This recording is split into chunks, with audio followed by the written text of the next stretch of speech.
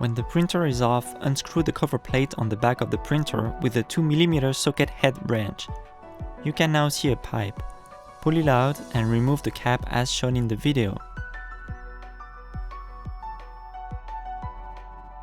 Insert the funnel provided in the spare parts box. Pour 750-950mm of liquid coolant via the funnel. Please note that there is an indicator showing the liquid level. It is recommended to add water-free liquid coolant for automobile engine to reduce the erosion and the generation of incrustation.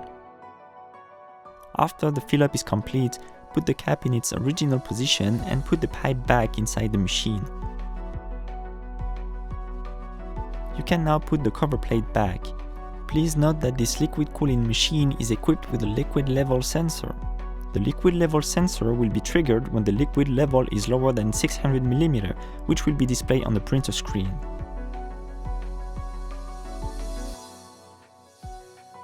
For more information about the liquid cooling system, please refer to the user manual.